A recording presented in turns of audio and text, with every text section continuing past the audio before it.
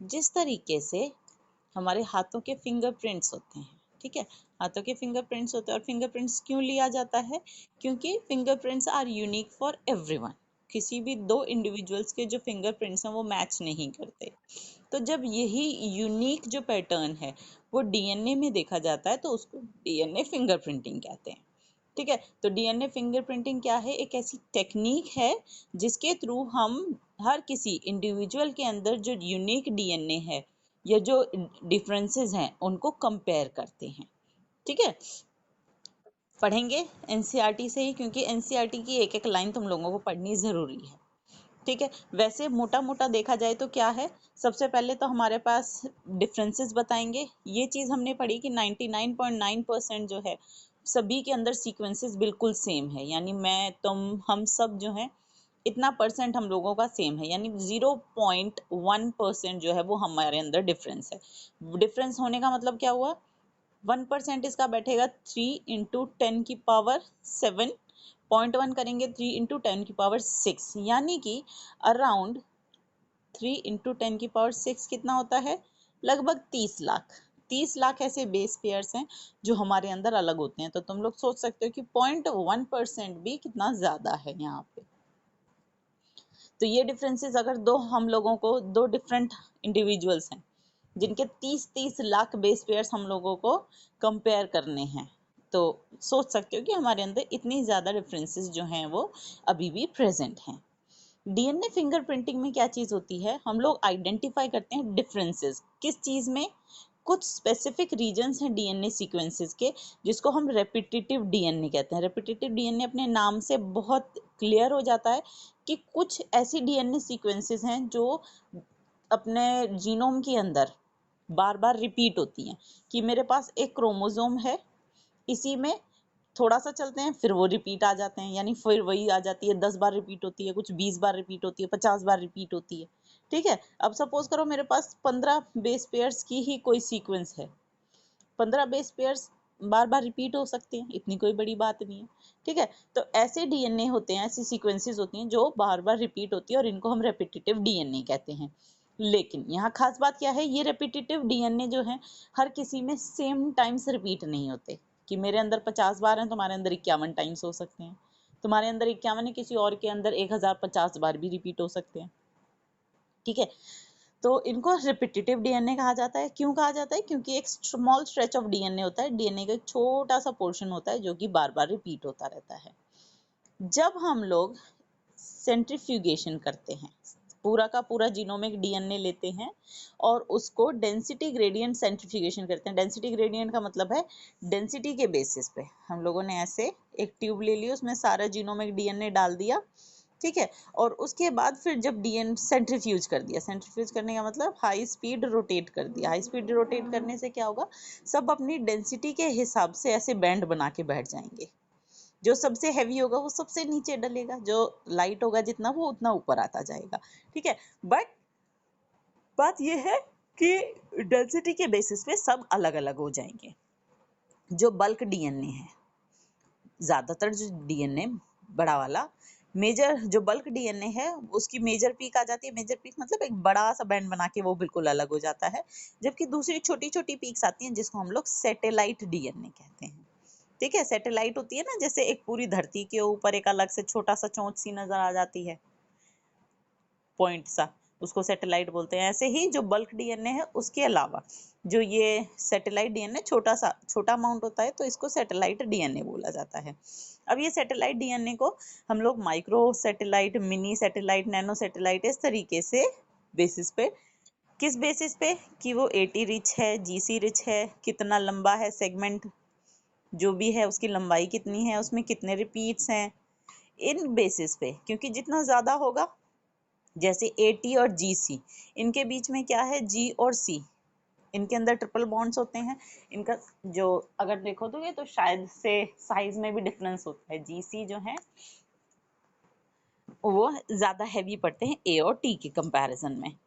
ठीक है, तो इस तरीके से जितना ज्यादा लेंथ होगी सेगमेंट की उतने ज्यादा हैवी होंगे और उतने ही नीचे आएंगे। तो इसीलिए सैटेलाइट डीएनए को क्या करते हैं, इनके base composition, length of segment और रिपीटेटिव यूनिट्स के नंबर के हिसाब से कि कितनी बार वो रिपीट हो रही है, इसके हिसाब से माइक्रो, मिनी, ये माइक्रो बड़ा है, मिनी छोटा है,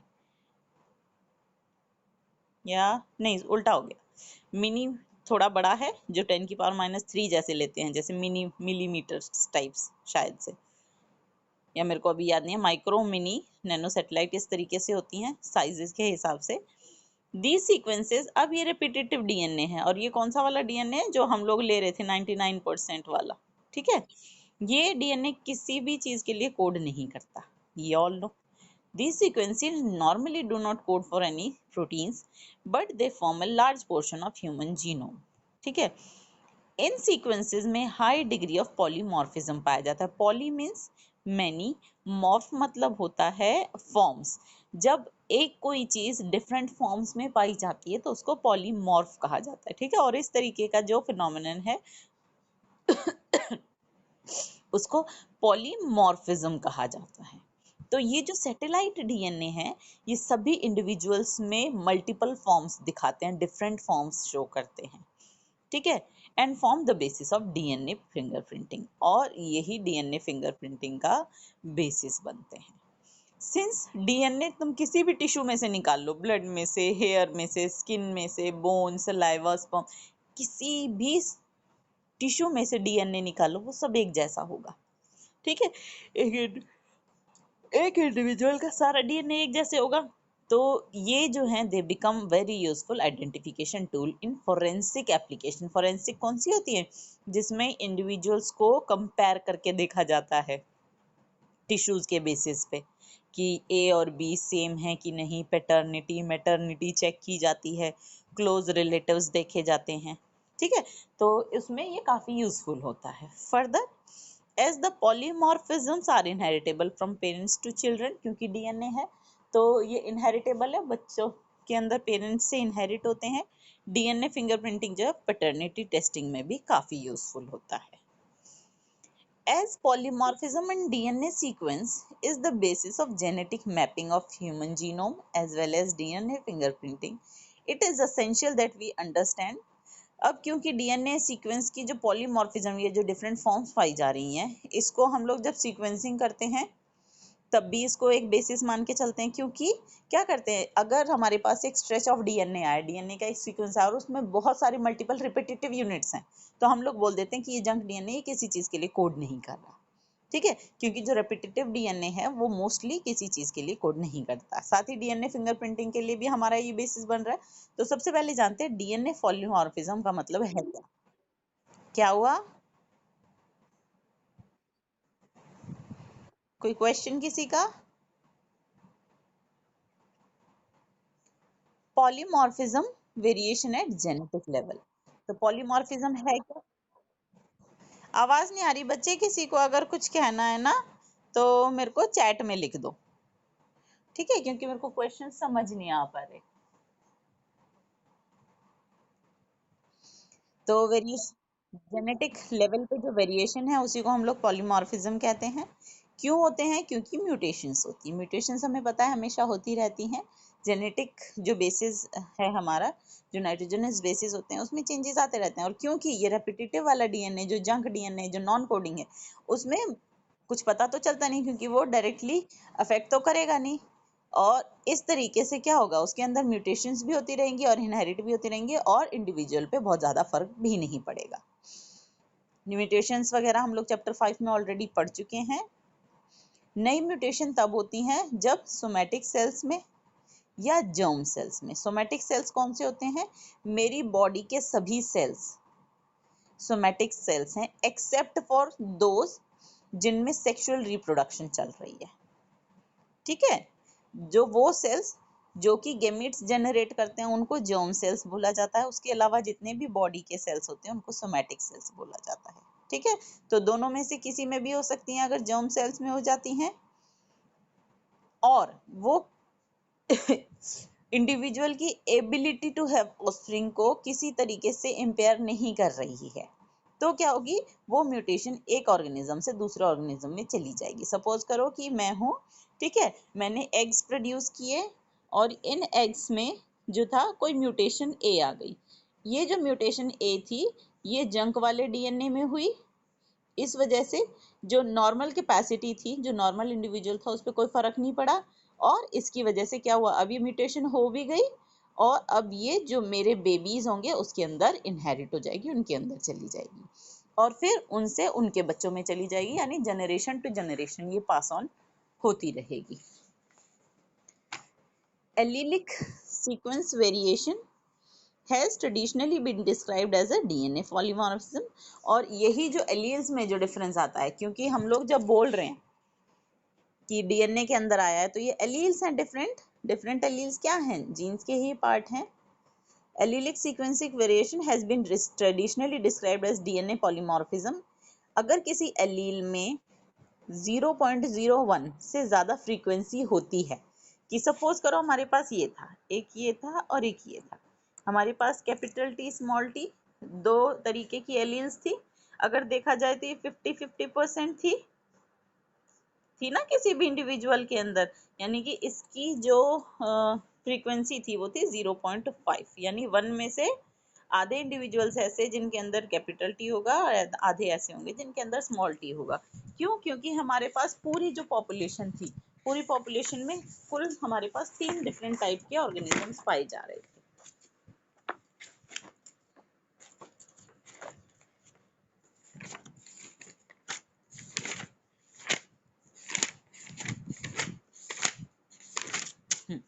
देखो हमारे पास एक टी और एक टी, ये दो टी हैं एक टी प्लांट के लिए, ठीक है। इससे हमारे पास कौन कौन से इंडिविजुअल्स बन सकते हैं, ये और ये। हम लोगों का मानना है 25% में ये होता है, 25 में ये, और बाकी 50% ये होता है, ठीक है। तो टोटल देखा जाए तो पूरी पॉपुलेशन के अंदर अगर 6 अलील डिफरेंट टाइप की है तो 1 2 3 कैपिटल टी हैं और 3 जो हैं वो स्मॉल टी हैं। हुई तो 50-50 ही ना, यानी 50% फ्रीक्वेंसी है कैपिटल टी की और 50% फ्रीक्वेंसी है स्मॉल टी की, ठीक है। तो इस तरीके से ये तो परसेंटेज में लिखा हुआ है, अगर मैं वैसे पॉइंट्स में लिखूंगी तो 0.5 आ जाएगी, इसका परसेंट हटाओ, 100 से डिवाइड करो, 0.5 हो गई टी की और ऐसे ही 0.5 हो गई स्मॉल टी की, ठीक है। तो कहा जाता है कि अगर किसी पॉपुलेशन के अंदर 0.01 इतनी फ्रीक्वेंसी है किसी भी एलील की, तो उसको माना जाएगा कि वो पॉलीमॉर्फिज्म शो करती है, ठीक है। यानी कि उसके डिफरेंट फॉर्म्स, उस एलील की डिफरेंट फॉर्म्स जो हैं एक पॉपुलेशन के अंदर प्रेजेंट हैं। लेकिन अगर इससे कम होती है, 0.01 से अगर फ्रीक्वेंसी कम होती है, तो फिर हम उसे मान लेते हैं कि बस वो सिंपल म्यूटेशन है, ठीक है। तो कोई भी इनहेरिटेबल म्यूटेशन जिसकी फ्रीक्वेंसी इतनी है is observed, it is referred to as DNA polymorphism, और तब उसको हम कहते हैं कि ये DNA polymorphism है। The probability of such variation to be observed in non-coding DNA sequence would be higher। किसी भी वेरिएशन की डीएनए सीक्वेंस के अंदर जो भी वेरिएशंस आती हैं वो कहीं ज्यादा होती हैं इनके अंदर, जो हमारे पास जो रिपीटेटिव डीएनए होते हैं, नॉन कोडिंग सीक्वेंसेस होती हैं। क्यों? क्योंकि नॉन कोडिंग में होने की वजह से म्यूटेशन का कोई भी इमीडिएट इफेक्ट नहीं होता किसी भी ऑर्गेनिज्म की रिप्रोडक्टिव एबिलिटी पे, ठीक है। वहीं अगर कोई भी वेरिएशन जो है या कोई भी म्यूटेशन उस पोर्शन में हो जाए जो कोडिंग वाला है, तो हम लोग देख चुके हैं कि कोडिंग वाले में किसी भी तरीके की एक सिंगल म्यूटेशन भी इंसान के लिए बहुत ज़्यादा लीथल हो सकती है, उसको मारने के लायक भी हो सकती है, या फिर मारेंगे नहीं तो उसमें बहुत ज़्यादा जो है वो डिसेबिलिटी कॉज कर देती है। अब ये जो नॉन कोडिंग वाले रीजन में वेरिएशंस हो रही हैं, म्यूटेशंस हो रही हैं, ये धीरे धीरे क्या होती हैं, एक्यूमुलेट होती रहती हैं जनरेशन ओवर जनरेशन, और फिर यही बेसिस फॉर्म करती हैं वेरिएबिलिटी का या पॉलीमॉर्फिज्म का। इस तरीके से variety of different types of polymorphism जो कि सिंगल न्यूक्लियोटाइड चेंज से बहुत बड़े स्केल पे भी हो सकते हैं। अब हम जो चेंजेस कह रहे हैं, म्यूटेशंस कह रहे हैं, ये सिंगल न्यूक्लियोटाइड पे भी हो सकती हैं, यानी सिर्फ एक बेस पेयर का सिंगल का डिफरेंस हो सकता है, या फिर 100 बेस पेयर्स का भी डिफरेंस हो सकता है।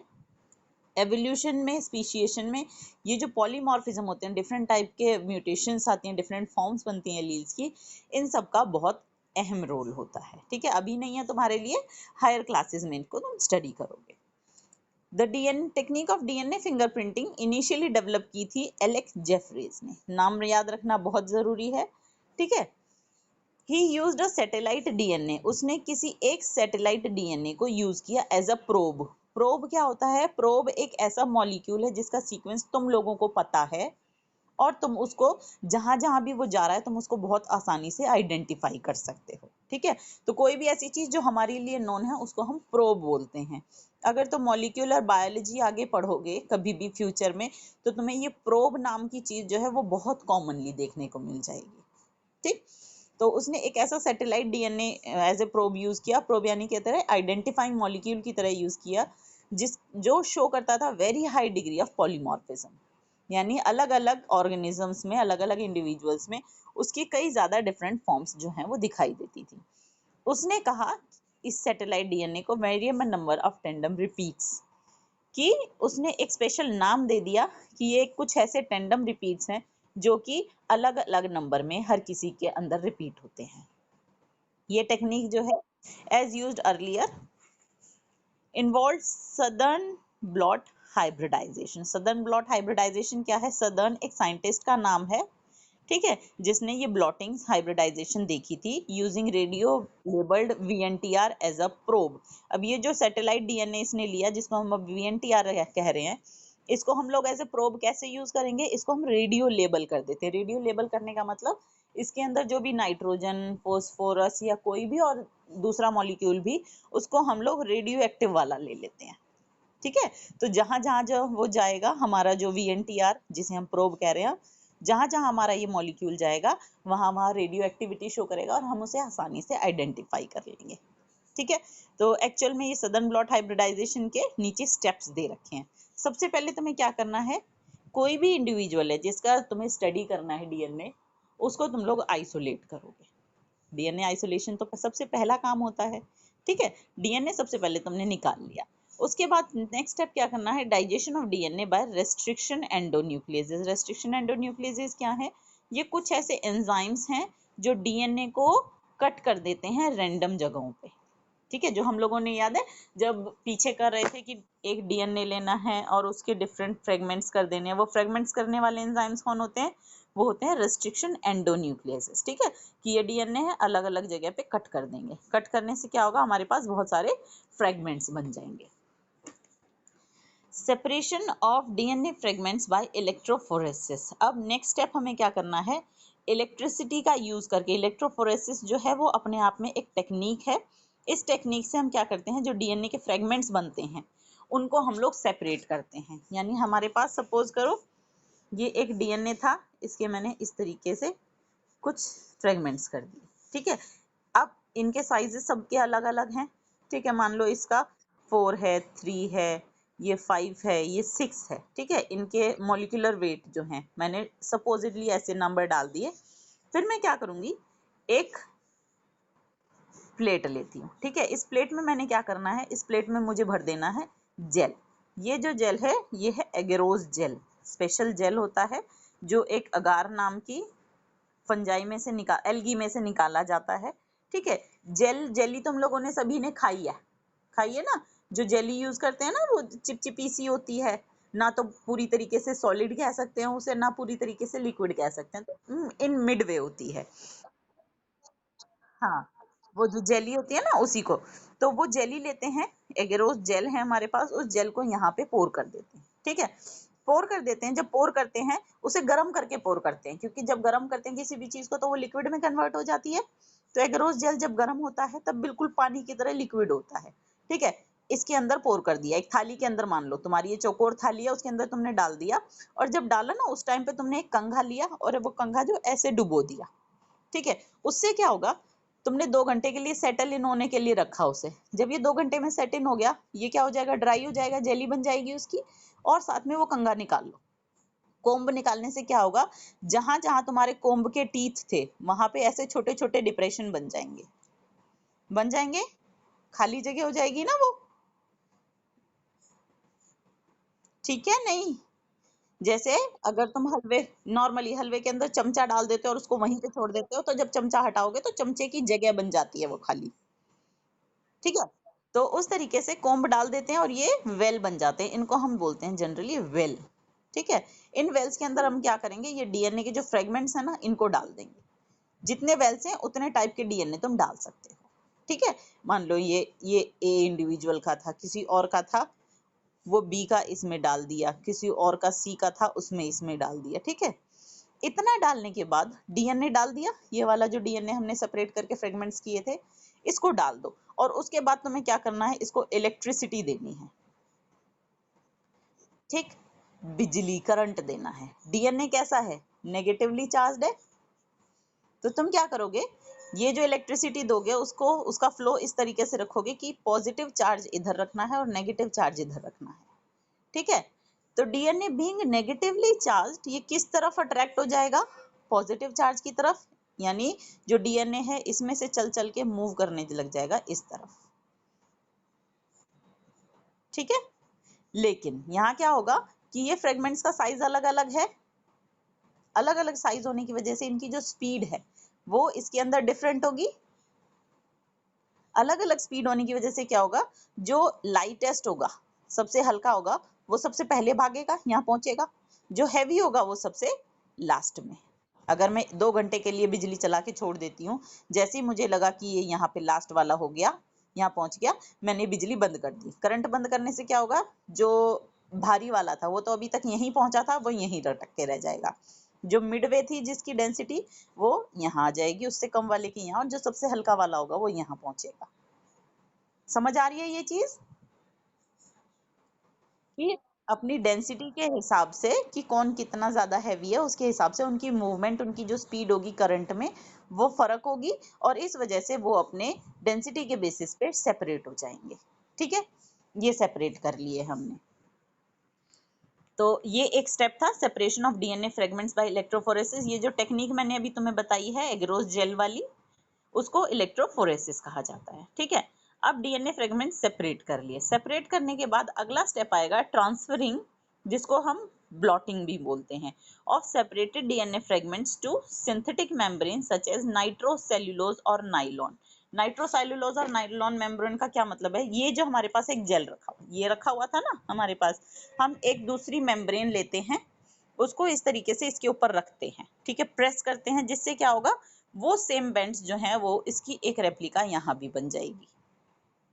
समझ गए, क्योंकि आगे के जो भी एक्सपेरिमेंट्स करेंगे हम लोग यहाँ करेंगे, हम उस मेन वाले पे नहीं करेंगे, ठीक है। तो इसकी एक कॉपी बनानी है, तो हमने क्या किया, एक सिंथेटिक मेम्ब्रेन जो कि नाइट्रोसेल्युलोज मेम्ब्रेन होती है, इसको इसके ऊपर रखा, प्रेस किया अच्छे से, ताकि इसकी एक रेप्लिका, एक कॉपी यहाँ बन जाए, ठीक है। तो हमने इसको ट्रांसफर कर लिया, और इसको हम ब्लॉटिंग बोलते हैं, ठीक है, क्योंकि सदर्न ने इसको क्या बोलते हैं, डिस्कवर किया था, फर्स्ट टाइम ये टेक्निक दी थी, तो इसलिए इसको सदर्न ब्लॉटिंग बोला जाता है। अच्छा, ट्रांसफर कर लिया, ट्रांसफर के बाद हम क्या करेंगे, hybridization using VNTR, labelled VNTR probe. अब हमने क्या किया, हमने इसकी एक कॉपी बना ली, इसकी एक रेप्लिका हमने यहाँ बना ली, ठीक है। ये हमारी नाइट्रोसेल्युलोज की मेम्ब्रेन है, हमने ओरिजिनल वाले के साथ कोई छेड़छाड़ नहीं करनी। यहाँ पे इसके ये बैंड्स आ गए, ठीक है, इस तरीके से ये कुछ बैंड्स आ गए। अब हम क्या करेंगे, इस पे अपना प्रोब डालेंगे, वीएनटीआर प्रोब, और ये साथ में रेडियो लेबल्ड है। रेडियो लेबल्ड का मतलब है जहां जहां वो जाएगा वो हमें लाइट दिखाएगा, ठीक है। अब सपोज करो मेरा रेडियो लेबल्ड जो है वो यहाँ जाके चिपक गया, यहाँ जाके चिपक गया, यहाँ चिपक गया, तो मुझे क्या पता चलेगा कि मेरे पास जो सीक्वेंस है उसके अगेंस्ट या उसके कॉरस्पॉन्डिंग जो सीक्वेंस है वो कहाँ कहाँ पे प्रेजेंट है, इन वाले में प्रेजेंट है, ठीक है। ये पता लग गया। फिर detection of hybridized DNA fragments by autoradiography. Autoradiography क्या है, अगर तुम ये जो मैं बोल रही हूँ कि हम लोग रेडियो एक्टिव मॉलिक्यूल्स ले लेते हैं, वो रेडियो एक्टिविटी शो करते हैं, लाइट्स एमिट कर लेते हैं। अब ये जो लाइट एमिट होती है ना, ये हम ऐसे नेकेड आइज से नहीं देख सकते, तो उसको हमें क्या करना पड़ता है, यूवी रेडिएशन के अंदर देखना पड़ता है। जब हम यूवी रेडिएशन के अंदर उसको रखते हैं, देखते हैं, तब कहीं जाके हमें वो रेडियो एक्टिविटी दिखाई देती है। ठीक है, तो हमारा लास्ट स्टेप जो आएगा वो है detection of hybridized DNA. Hybridized DNA का मतलब हमारा जो वीएनटीआर था जहां जहां जाके हाइब्रिडाइज हो गया यानी चिपक गया, बाइंड कर गया, वो हम डिटेक्ट करेंगे किसकी हेल्प से? ऑटो रेडियोग्राफी की हेल्प से। A schematic representation of DNA fingerprinting is shown in figure 6.16। एक schematic representation देखो ये वाली दे रखी है, ये क्या है? ये देखो, ये तुम्हें दिखाई दे रहे हैं इलेक्ट्रोफोरेसिस करके तीन अलग अलग इंडिविजुअल हैं, इंडिविजुअल ए, इंडिविजुअल बी और इंडिविजुअल सी। ठीक है, तीनों के डीएनए ले लिए, ये हमें क्राइम सीन से मिला और दो सस्पेक्ट थे ए और बी। पता लगाना है कि भाई दोनों में से ये जो क्राइम सीन पे मिला है ये किसका है, ए का है या बी का है। ठीक, दोनों के इलेक्ट्रोफोरेसिस कर लिए, डीएनए निकाल लिया, उनको डाइजेस्ट किया, डाइजेस्ट करके उनके फ्रेगमेंट्स को सेपरेट कर लिया। दिख रहे हैं ना ये फ्रेगमेंट सेपरेट हुए, बेंड्स सबको दिखाई दे रहे हैं। ठीक है, जो वेल से जितना ज्यादा दूर है वो उतना ज्यादा लाइट है, याद रखना। जो वेल, ये वेल बने हुए हैं दिख रहे हैं, ए बी सी जहां लिखा हुआ है ना, ये वेल्स बने हुए हैं। ठीक है, और ये जेल है, एग्रोस जेल, उसकी कॉपी है रेप्लिका जो नाइट्रोसेल्यूलोज मेम्ब्रेन पे आई होगी। तो जो जितना पास में है इसके, यानी ये सबसे हैवी, ये कम है कम है कम है, और ये लाइटेस्ट है। ठीक, तो हम लोग ने क्या किया, देखा रेडियो एक्टिव जो लोबल्ट हमारा प्रोब था, प्रोब डाल दिया, प्रोब के बाद हमें कुछ ऐसी चीजें दिखाई दी। अब ये हैं क्या, एक्चुअल में सब अब अलग अलग क्रोमोसोम्स में से हैं। जैसे ये क्रोमोसोम नंबर 11 है, ये 11 का है, ये क्रोमोसोम नंबर 7 का पार्ट है, ये chromosome number 16, chromosome number 2, chromosome number 7। ठीक है, तीन अलग अलग क्रोमोसोम्स फॉर एग्जांपल यहाँ पे ले रखे हैं। ठीक है, जब एक्चुअल में करते हैं तो 23 के 23 पेयर भी कंपेयर किए जाते हैं। ठीक है, अब देखो ये जो हमारा क्रोमोसोम नंबर 7 था उस पे देखा गया कि एक और एक दो, हमारे पास दो कॉपीज होती हैं। एक कॉपी पे 11 रिपीट्स थे और दूसरे वाले क्रोमोसोम पे, यानी जो उसका दूसरा कॉरस्पॉन्डिंग पार्ट था, उस पे 2 4 6 8 और एक 9 रिपीट्स थे। ठीक, तो ये वाले इस तरीके से हमने बैंड्स यहाँ बना लिए। ठीक है, जो जहां पे कॉरस्पॉन्डिंग साइज आया उससे हमने ये वाला पता, रिवर्स पता लगाया, क्योंकि ये हमें दिखाई नहीं दे रहा, हम यहाँ से पता लगाते हैं। ठीक है, कि हम ऐसे यहाँ पे इसको ऐसे कर लेते हैं, मार्किंग कर लेते हैं कि कौन कितना दूर चला, उसके अंदर उतने ज्यादा रिपीट्स हैं। जैसे स्केल मान लो, एक स्केल बना लिया यहाँ पे कि 2 है तो यहाँ पे आएगा 4, फिर 6, फिर 8, फिर 10, 12, इस तरीके से। ठीक है, फिर हमने यहाँ से ये डिड्यूस कर लिया कि इसके अंदर इतने इतने रिपीट्स हैं। फिर इस चीज को कंपेयर करते हैं जो इंडिविजुअल ए से मिला और इंडिविजुअल बी से मिला। देखो सी का पहला बैंड किससे मैच करता है, बी से मैच करता है। क्रोमोसोम नंबर सेम रखना है, देखो 7 7 7, 2 को 2 से कंपेयर करना है, 16 को 16 से कंपेयर करना है। सेकंड बैंड देखो, सेकंड वाला बैंड अगेन किसके साथ, बी के साथ मैच कर रहा है। ए के अंदर वही जो नंबर ऑफ रिपीट्स थे वो डिफरेंट है, ये 11, ये 9, जबकि ए के अंदर सिर्फ 10 रिपीट्स थे, मैच नहीं किया। अगला वाला देखते हैं, क्रोमोसोम नंबर 2 का एक जो था उसके पास हैं हमारे 2 4 6 8 8 रिपीट्स, इसमें भी 8, इसमें भी 8। दूसरा वाला, इसके अंदर 2 4 6 7 7 ही रिपीट है, इसके अंदर नहीं है, अगेन सी के साथ जो बी है, बी के साथ मैच किया। फिर अगला वाला दिया, इसमें भी है, इसमें भी है, फिर इसमें भी है, यहाँ है। तो ये किससे एग्जैक्टली मैच कर रहा है, सी का जो प्रोफाइल है वो एग्जैक्टली मैच करती है बी से। इसका मतलब सी जो है, ये जो क्राइम सीन से मिला है वो किस इंडिविजुअल का डीएनए है, वो एक्चुअली बी का डीएनए है। ठीक है, कुछ नंबर ऑफ रिपीट्स हैं जो दोनों में कॉमन हो सकते हैं, जैसे ये वाला रिपीट सेम है, ये वाला रिपीट सेम है। ठीक है, लेकिन सारे रिपीट्स किस में सेम होंगे, जो एग्जैक्टली सिमिलर डीएनए होगा। ठीक है, ये जो इस तरीके से आया है इसको हम बोलते हैं ऑटो रेडियोग्राम। ठीक, और ये पूरा डीएनए फिंगरप्रिंटिंग है। VNTR belong to a class of, कितना हो गया, 35 हो गया, 5 मिनट और रह गए, हम लोग आज कंप्लीट कर सकते हैं इसको। VNTR belong to a class of satellite DNA. ये जो हमने VNTR यूज किए हैं ये सैटेलाइट डीएनए हैं एक तरीके के, जिनको मिनी सैटेलाइट बोला जाता है। ये जो स्मॉल डीएनए सीक्वेंसेस हैं ये टेंडमली अरेंज्ड होती है। टेंडमली अरेंज होती है कि कहीं कहीं पे होती हैं और कई कई कॉपीज में होती हैं, जैसे यहाँ 11 रिपीट्स, 7 रिपीट्स, किसी में 8 रिपीट्स। ठीक है, ये जो रिपीट्स हैं ये क्रोमोसोम टू क्रोमोसोम भी वेरी करते हैं कि क्रोमोसोम नंबर 1 पे मान लो 500 रिपीट हैं, क्रोमोसोम नंबर 2 पे 400 रिपीट हो सकते हैं, 433 रिपीट हो सकते हैं, कुछ भी रिपीट हो सकते हैं, अलग अलग होंगे। एज अ रिजल्ट जो साइज है VNTR का वो 0.1 से लेके 20 KB तक होता है। KB का मतलब इसको 1000 से मल्टीप्लाई कर लेना। ठीक है, यानी कि 100 से लेके 2000 KB तक बाइट बेसिस तक इसका साइज जो है वो हो सकता है। यानी जो हमारे रिपीट्स हैं वो 100 बार रिपीट हो सकते हैं, 20,000 बार भी रिपीट हो सकते हैं, जिसकी वजह से क्या होगा, जब हम हाइब्रिडाइजेशन करते हैं प्रोब के साथ में तो हमारे पास बहुत सारे बैंड्स आ जाते हैं डिफरेंट डिफरेंट साइजेस के। ठीक है, it differs, these bands give a characteristic pattern for an individual DNA. ये जो बैंड्स हैं हर किसी के अंदर, हर इंडिविजुअल के अंदर अलग अलग पैटर्न शो करते हैं। इंडिविजुअल टू इंडिविजुअल डिफर करते हैं accept in case of monozygotic twins. मैंने बताया था कि मोनोजाइगोटिक ट्विंस जो हैं, जो आइडेंटिकल ट्विंस होते हैं, उनका डीएनए प्रोफाइल बिल्कुल सेम होता है, तो उनके अंदर तुम्हें कोई डिफरेंस नहीं मिलेगा। सेंसिटिविटी इस टेक्निक की बढ़ाई जाती है PCR polymerase chain reaction use करके, जो कि हम लोग पढ़ेंगे चैप्टर नंबर 11 और 12 में। ठीक है, पॉलीमरेज चेन रिएक्शन एक्चुअली क्या होती है कि हमारे पास जितना भी डीएनए जो हमें मिलता है हम उसको मल्टीपल कॉपीज बना लेते हैं PCR का यूज करके। तो इसीलिए डीएनए अगर हमें सिंगल सेल से भी मिल जाए तो काफी है हम लोगों को डीएनए फिंगरप्रिंटिंग करने के लिए, क्योंकि हम क्या करेंगे, एक सेल मिला, एक सेल में से एक कॉपी मिल गई, हम उसको PCR का यूज करके 1,00,000 बार उसको मल्टीप्लाई कर लेंगे, 1,00,000 कॉपीज उसकी बना लेंगे। तो फोरेंसिक साइंसेज में तो यूज है ही, इसके अलावा भी और भी वाइडर एप्लीकेशंस हैं, जैसे कि पॉपुलेशन और जेनेटिक डाइवर्सिटीज को अगर स्टडी करना है तो उसमें ये काफी हेल्प करती हैं। अभी तो ये जो तुम्हें बुक में दिया ये सिर्फ एक ही प्रोब दे रखा था, VNTR प्रोब। उसके अलावा बहुत सारे अभी हैं जो डीएनए फिंगरप्रिंटिंग के लिए, बहुत सारे प्रोब्स जो हैं जनरेट किए जा चुके हैं और उनको डीएनए फिंगरप्रिंटिंग के लिए यूज किया जाता है।